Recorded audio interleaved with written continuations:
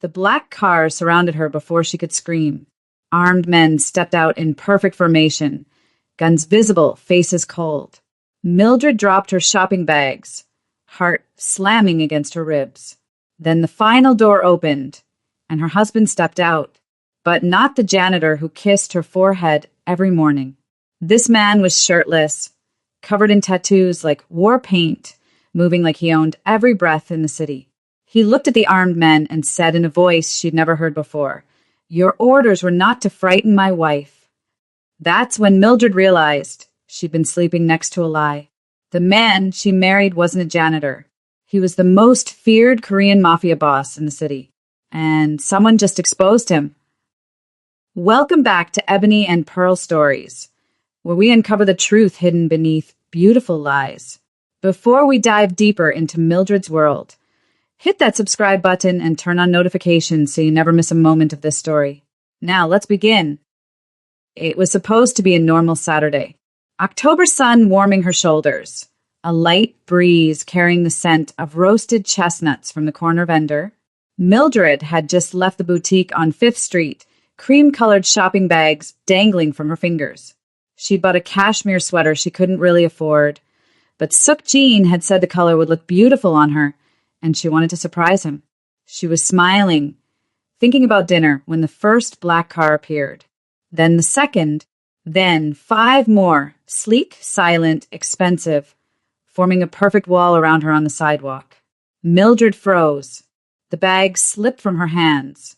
Her breath caught in her throat as car doors opened in synchronized precision.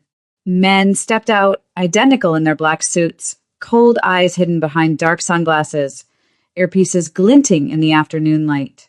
They didn't speak. They didn't need to. Their presence alone was a threat.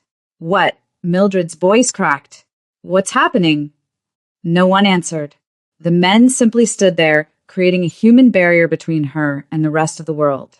Then the final car door opened, and Mildred's heart stopped. Gwon Suk Jean stepped out like a king returning to his throne. But this wasn't her husband.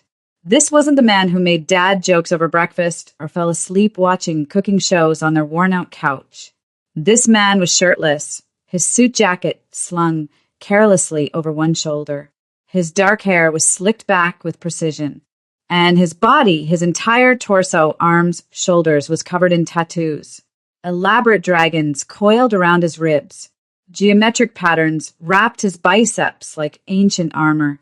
Korean symbols she couldn't read blazed across his chest. He moved toward her with lethal calm, every step deliberate, every muscle coiled with controlled power. His eyes, those soft brown eyes that had gazed at her with such gentleness, were different now. Darker, colder. The eyes of a man who commanded fear, not love. The armed men parted for him without a word. When he reached her, he stopped inches away, close enough that she could smell his cologne, the same one he wore every day, the one she'd buried her face in 1,000 times. But everything else about him was foreign. He turned to his men and spoke in rapid Korean, his voice sharp with authority. "Your orders were not to frighten my wife." My wife. The word sounded like a warning, not affection. One of the guards bowed slightly. "Apologies, sir. We needed to secure the perimeter." Mildred couldn't breathe. Her mind scrambled to make sense of the scene. The cars, the guards, the tattoos, the command in his voice that made grown men obey without question. "Jean." Her voice was barely a whisper. "What is this? Who are these people?" He looked at her then, and something flickered across his face. Regret, maybe, or pain, but it vanished too quickly to name.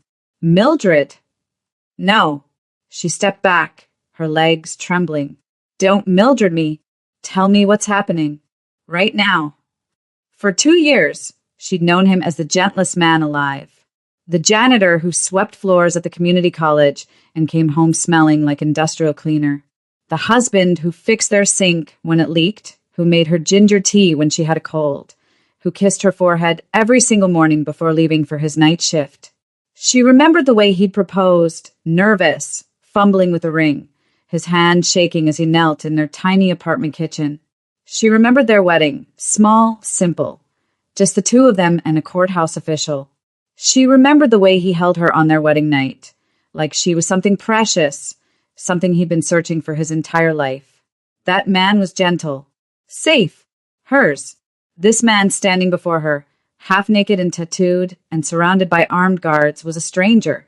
I need you to listen to me, Sukjin said, his voice quieter now, but no less intense. I'm not who you think I am. The shopping bag at her feet toppled over, spilling tissue paper onto the concrete. Then who are you?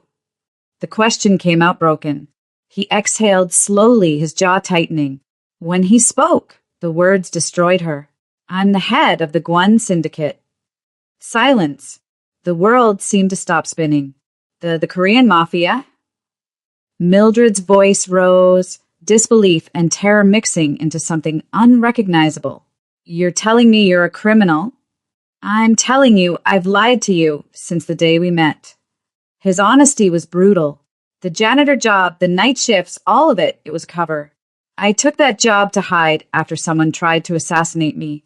I needed to disappear, to blend in, to become invisible. And I was part of your disguise. Tears burned in her eyes.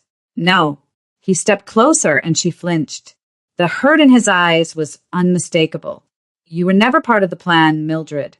I wasn't supposed to fall in love. I wasn't supposed to stay, but I did. One of his men approached, holding a tablet. He spoke in urgent Korean, showing Sukjin the screen. Whatever was displayed there drained the color from his face. When he looked back at Mildred, the Mafia boss had fully awakened. No trace of her gentle husband remained. What? She demanded. What's happening? He took her hand, the same hand he'd held 1,000 times, but now his grip was different. Tighter, desperate. Someone breached your phone, he said quietly. They've been tracking you. For weeks, Mildred. They know where you work, where you shop, where you sleep. They've been watching you to find me. The ground tilted beneath her feet. Who? My enemies. His voice was steel. They couldn't find me, so they found you. And now you're in danger because of me. Mildred's mind raced. All those normal days, going to work, grocery shopping, walking through the park, someone had been watching. Hunting. Waiting. Get in the car, Mildred. It wasn't a request. I'm done hiding, and you're not safe out here anymore. She looked at the black cars, the armed men, the stranger wearing her husband's face. Then she looked at his hand, still holding hers. And despite everything, the lies, the fear, the betrayal, his touch still felt like home. That terrified her most of all. If you believe Mildred deserves the truth and a chance at real love, not manipulation and lies, smash that subscribe button right now. Only people who support deception and betrayal won't subscribe. Drop a comment telling me what time you're watching this, because I need to know you're standing with Mildred, not the enemies trying to destroy her life. Let's grow this family together. The armored car moved through the city like a shadow, tinted windows blocking out the world Mildred thought she knew. She sat pressed against the leather seat, as far from Sukjin as the confined space allowed. He'd put on his shirt now, covering the tattoos, but she could still see them in her mind, dragons and symbols that told stories of violence she'd been too blind to read. Where are we going? Her voice sounded hollow. Somewhere safe. He didn't look at her, his attention fixed on his phone as messages flooded in. Korean characters scrolled across the screen too fast for her to follow, but she caught words she recognized. Threat. Location. Secure. 20 minutes later, they pulled into an underground garage beneath a building she didn't recognize. More guards waited, weapons visible now that they were away from public view. Sukjin helped her out of the car, always gentle with her even now, and led her through steel doors that required fingerprint and retinal scans. The safe house was nothing like their small apartment. Floor-to-ceiling windows overlooked the city, bulletproof glass reflecting the afternoon sun. Everything was high-tech, security monitors on every wall, motion sensors blinking red in corners, communication equipment that looked military-grade. Guards stationed at every entrance. Mildred stood in the center of the living room, feeling like she'd stepped into someone else's life. Make yourself comfortable, Sukjin said, though his tone suggested comfort was no longer possible. You'll be staying here until we neutralize the threat. Neutralize. She repeated the word like it was foreign. You mean kill people? His silence was answer enough. Mildred sank onto the couch, her mind racing backward through 2 years of marriage. Moments she dismissed as quirks suddenly took on sinister meaning. The way he'd caught a falling pan in midair with reflexes too fast for a janitor. The scars across his back she'd noticed once in the shower. He'd claimed a childhood accident, but now she saw them for what they were. Knife wounds. Bullet grazes. She remembered how he always scanned rooms before entering, positioning himself between her and the door. How he disappeared for hours on night janitor shifts and came home exhausted in a way that seemed deeper than mopping floors. The tattoos she'd glimpsed when he changed shirts, elaborate, expensive, meaningful, that he always covered quickly while muttering about old mistakes. You were never a janitor, were you? She whispered. Sukjin stood by the window, his back to her. I was. For 2 years, I swept floors and fixed pipes and pretended to be invisible. Because that's what I needed to be. And me? Was I just part of your cover? He turned then, and the pain in his eyes looked genuine.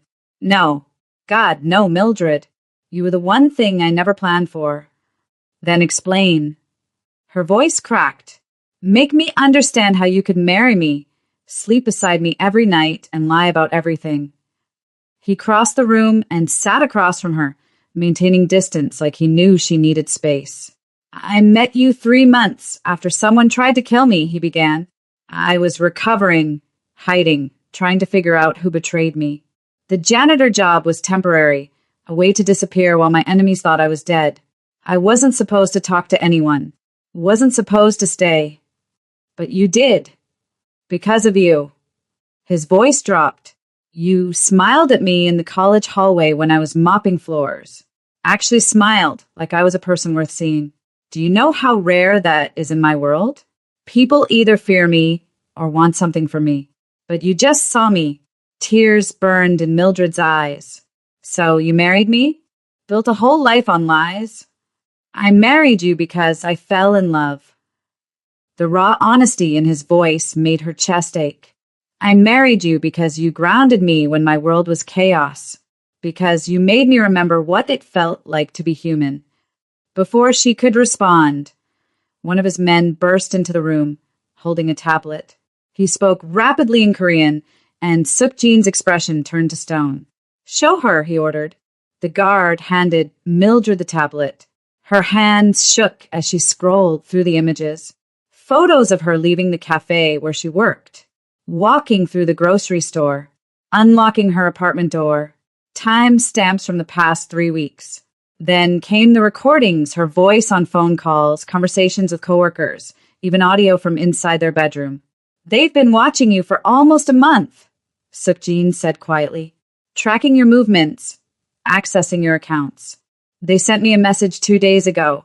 Surrender yourself, or they take you. Mildred's stomach turned. Why didn't you tell me? Because I was trying to handle it without terrifying you. I increased security without you knowing. Guards following you to work, monitoring your routes. But they're more organized than I expected.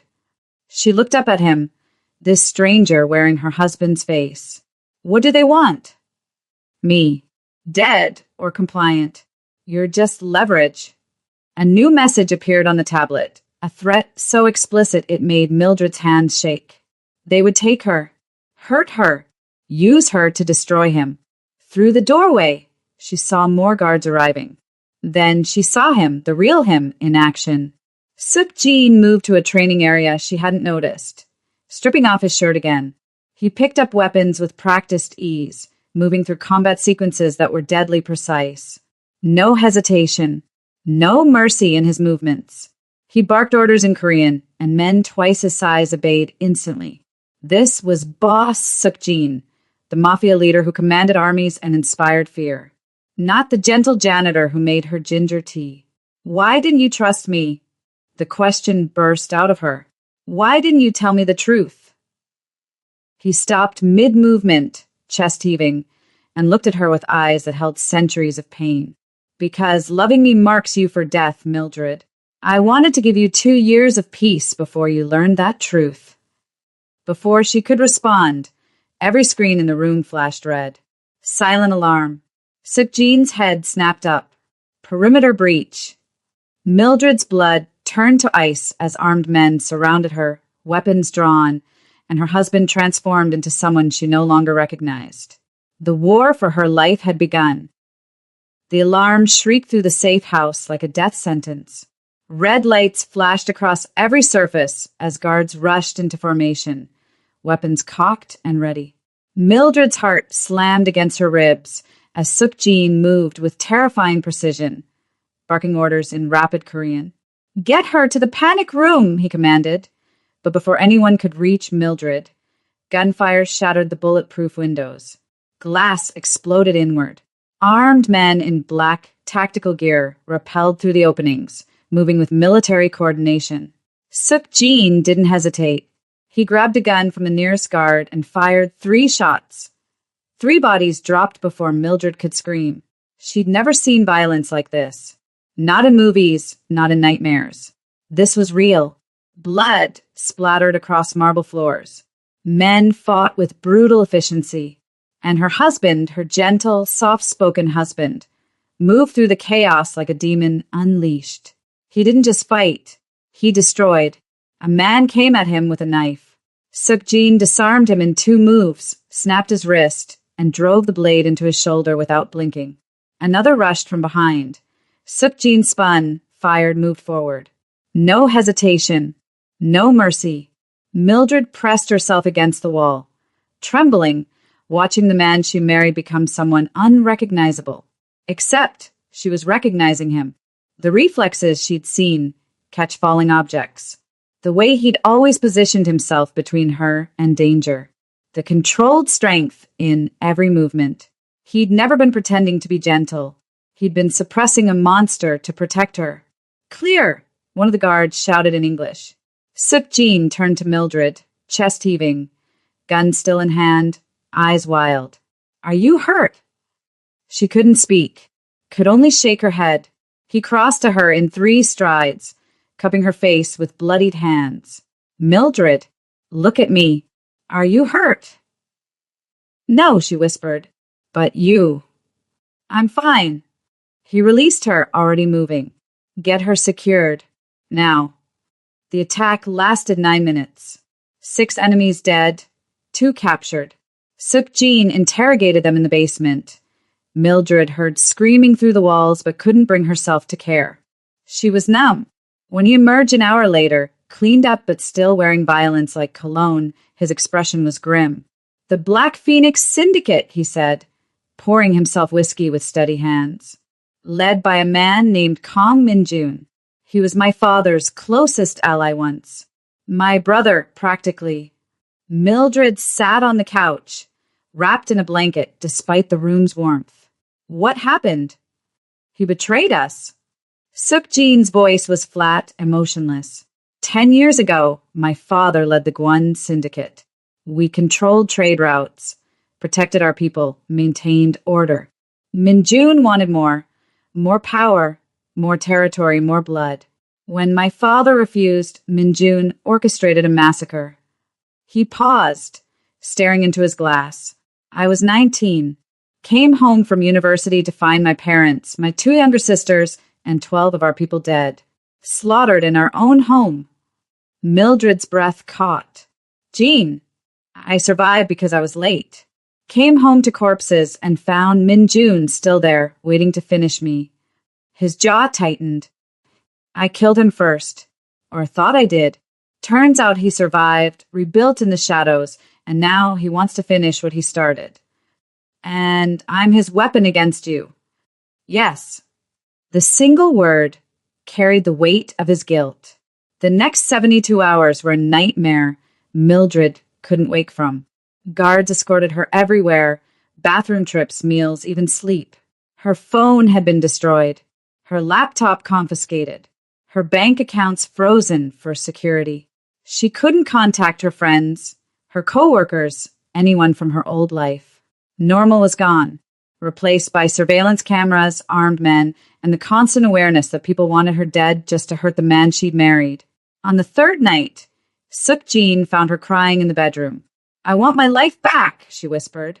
"My boring, simple, safe life." He sat beside her, maintaining careful distance. "I know. I'm sorry. Sorry." Anger flared through her grief. "You chose this, Jean.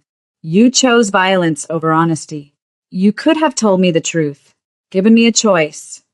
If I'd told you the truth 2 years ago, would you have stayed?" The question hung between them like smoke. "No," she admitted. "I would have run." "Exactly."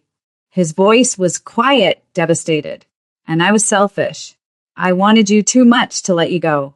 I thought if I could just keep you separate from my world, if I could just love you in the spaces between the violence, maybe we could have something real." But it wasn't real. Tears streamed down her face. It was built on lies. The love was real. He finally looked at her, and the raw pain in his eyes made her chest ache. "Every morning I kissed your forehead. Every dinner we shared. Every night I held you. That was real, Mildred. I loved you more than I'd ever loved anything. I still do." "Then why?" "Because if I didn't choose violence, you'd be dead." His voice sharpened. "You think I wanted this? You think I enjoyed lying to you every day? I chose violence to keep you alive. I suppressed who I was because the alternative was watching you get caught in a war you never asked for." "But I'm in it anyway," she whispered. "I know." He stood, turned away. "And I will never forgive myself for that." Before she could respond, his phone buzzed. He glanced at the screen, and every drop of color drained from his face. "What?" Mildred demanded. "What is it?" Silently, he handed her the phone. The video was time-stamped yesterday, before the attack, before everything. It showed Mildred leaving her workplace, keys in hand, completely unaware. The camera zoomed in on her face, tracking her movements with predatory focus. Then a red laser appeared, right between her eyes. The message below the video was in Korean, but Suk-jin translated, his voice hollow. "We've been closer than you knew. Next time we won't miss." Mildred's hands shook so violently she nearly dropped the phone. They'd been that close. One trigger pull away from ending her life while she worried about rent and what to make for dinner. She looked up at Suk-jin, and for the first time, she understood the weight he'd been carrying alone. "What do we do now?" she whispered. His expression hardened into something terrifying and determined. "Now, we go to war." If you believe Mildred deserves protection and justice, not to be used as a pawn by evil men like Kong Min-jun, smash that subscribe button. Comment, "She deserves better," if you stand against manipulators who destroy innocent lives. Only people who support violence against women won't engage. Let me know you're with us. The fire alarm screamed through the safe house at 3 a.m. Mildred jolted awake, disoriented, as guards rushed into her room, shouting instructions in Korean and broken English. Emergency protocol, controlled drill, everyone to the stairwell. She didn't question it. After 3 days of constant threat, her survival instincts had been rewired to obey without thought. The stairwell was chaos. Guards moving in formation. Smoke machines creating realistic haze. Emergency lights flashing red. Mildred lost sight of Suk-jin in the confusion. Someone grabbed her arm, steering her downward. She assumed it was protection. She was wrong. The needle pierced her neck before she could scream. The world tilted, blurred, went black. Suk-jin realized what happened 6 minutes too late. "Where is she?" His voice cut through the dispersing smoke like a blade. "Where is my wife?" The head of security pulled up footage, or tried to. The cameras had been disabled during a 40-second window. Perfectly timed. Perfectly executed. "Inside her," one of the guards whispered.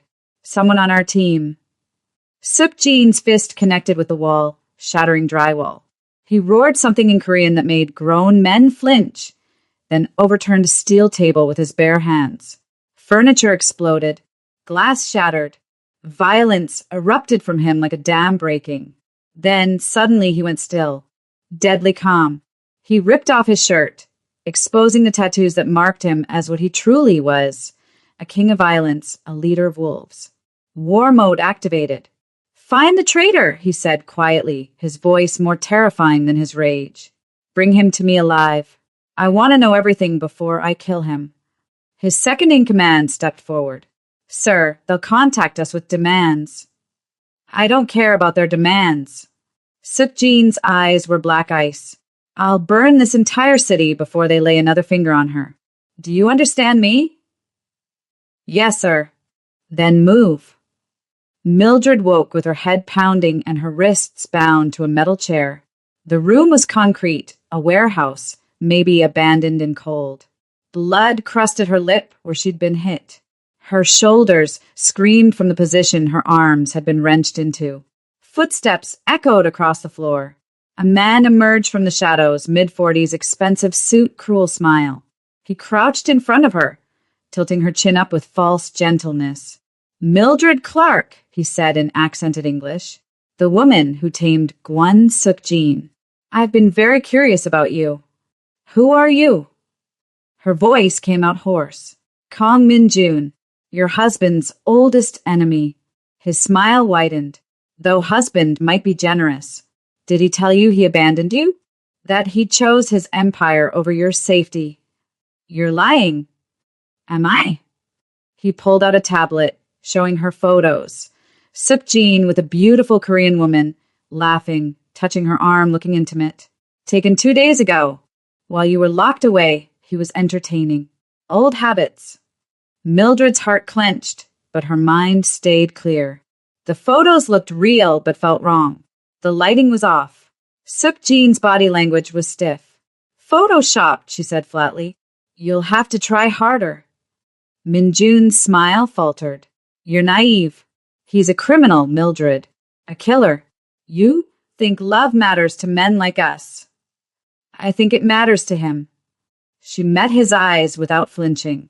And I think you're terrified of what he'll do when he finds me. For a moment, genuine fear flickered across Min-jun's face. Then he backhanded her. Sukjin moved through the city like an avenging angel. He interrogated the traitor first, a young guard bribed with money and threats.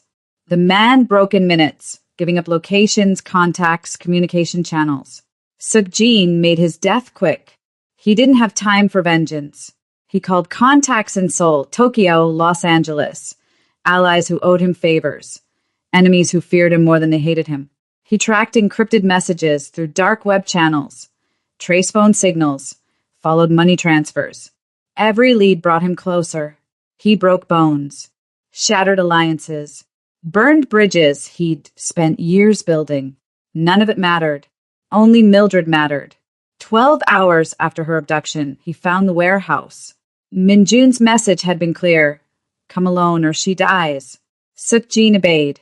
He arrived shirtless, tattoos gleaming in the streetlight, a signal in the criminal world that he'd entered war mode. No negotiation, no mercy, only blood. The warehouse door hung open like a mouth waiting to swallow him. He walked in anyway. Guards surrounded him immediately. 8 men, armed, trained. Sukjin moved before they could fire. His knife found the first throat. His gun took the second. His hands broke the third's neck.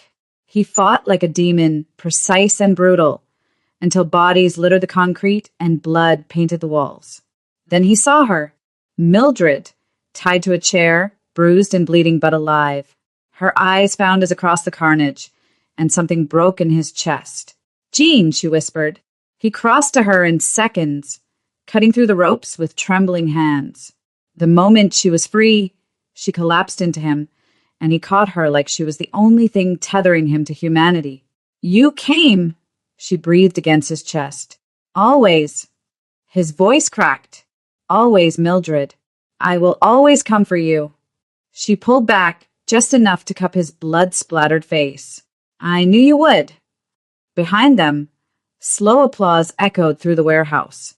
Kong Min-jun stepped from the shadows, gun drawn, smiling like the devil himself. Touching, he said. But did you really think I'd make it that easy? Sukjin moved Mildred behind him, his body a shield. This ends now, Minjun. Oh, it's far from over. Minjun backed toward a service door, guns still trained on them. You got her back, yes. But now she knows the truth. That loving you means living in constant danger. That she'll never be safe. That your love is her death sentence. He disappeared through the door, his laughter echoing back. This war has just begun, old friend. And next time I won't miss. The door slammed shut.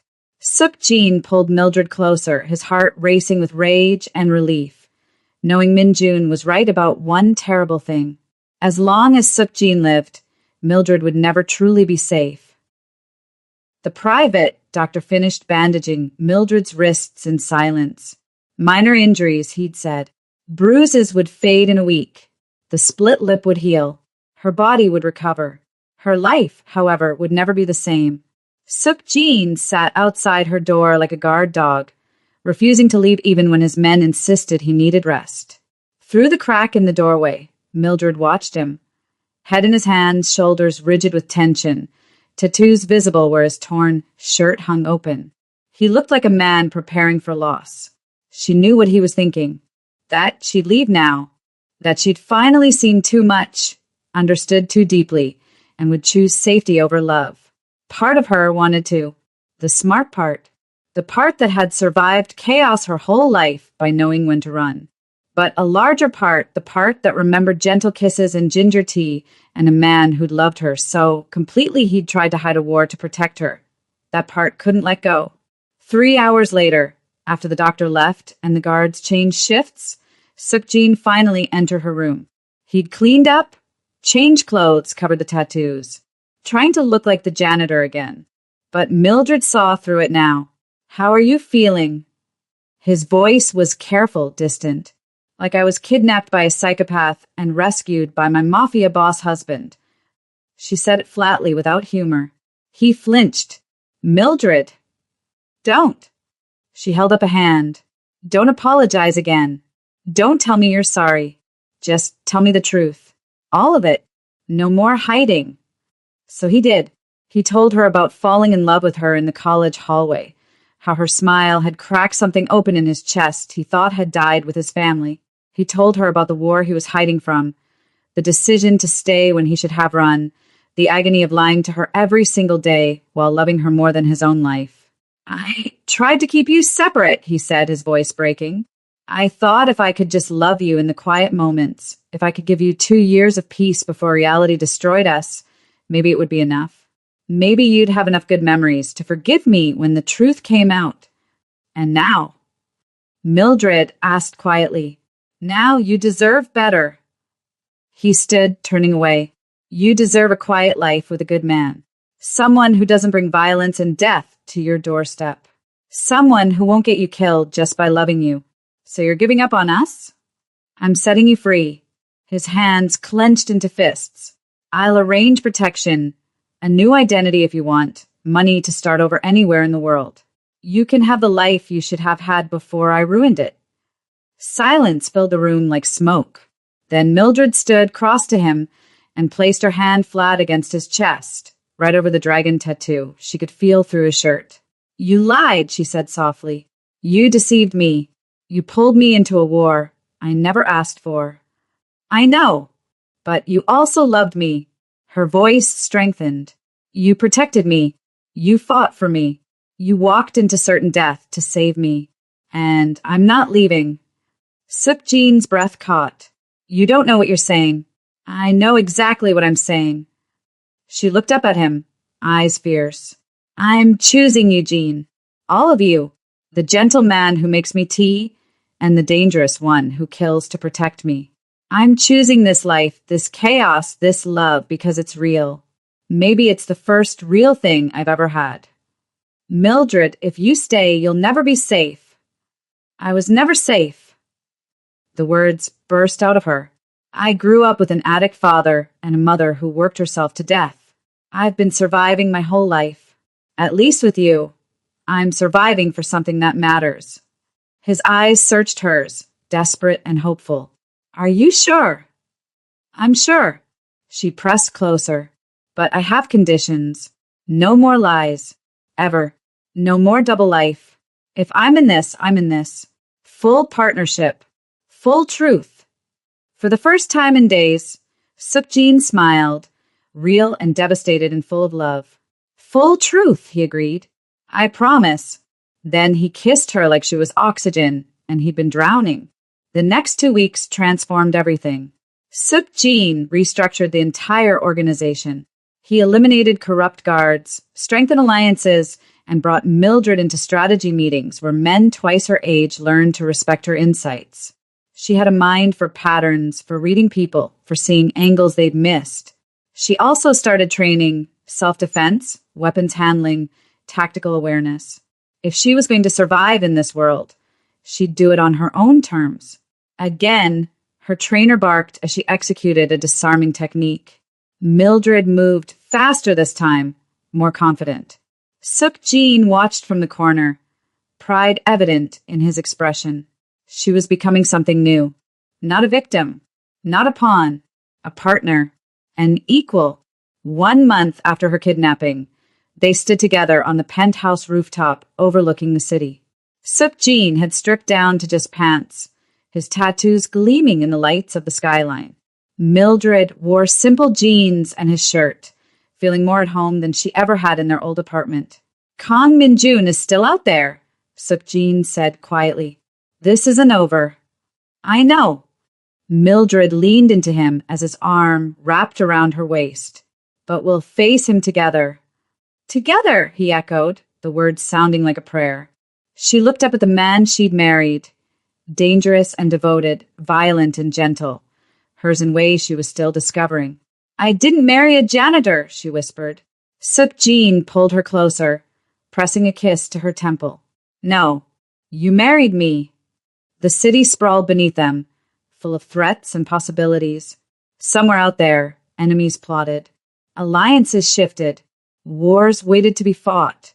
But on that rooftop, with the man she loved and the strength she'd found within herself, Mildred felt something she'd never experienced before. Power. Not over others. Over her own destiny.